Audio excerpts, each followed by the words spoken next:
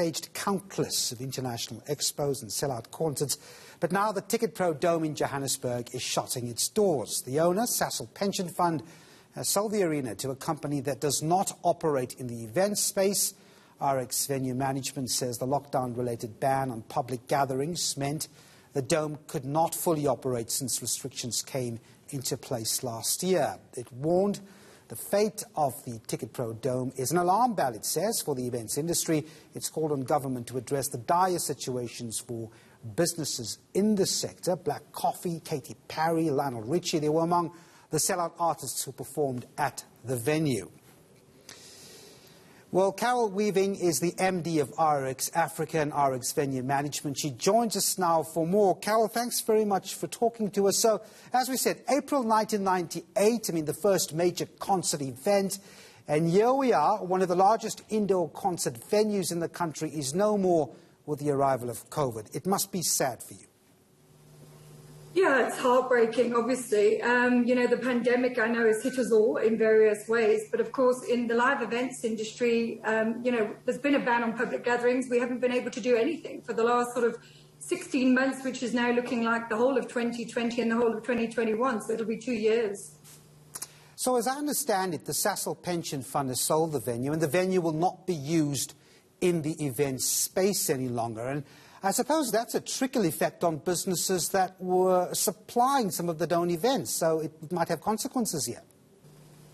Absolutely, and I think, this is a warning shot, if you like, and, there's a lot of, in the supply chain, there's a lot of, it could be audio-visual suppliers, it could be marketing, it really is across the spectrum. And obviously, these are people who actually rely on running events in the Dome and other venues.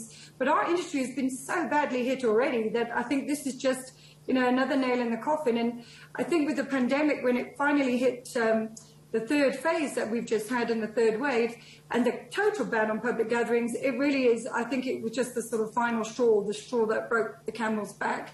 But there's a lot of people that supply on it. Rely on the Dome. And of course, I think in the concert industry specifically, it's that sort of size venue where you could have 20,000 people.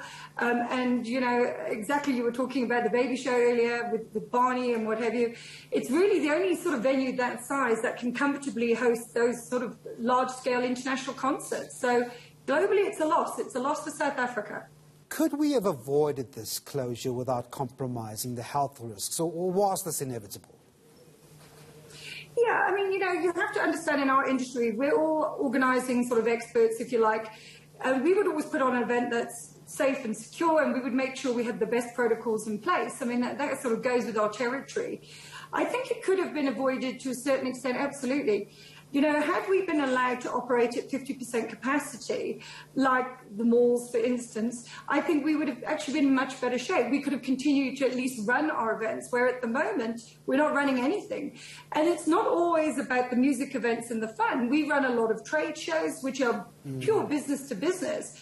And the economic impact on those type of trade shows and a lot of the business that's being written at these events is huge. I'm wondering why, though, and this is my next question, with the vaccination rollout gaining traction, could that decision, have been changed in any way? It still went ahead.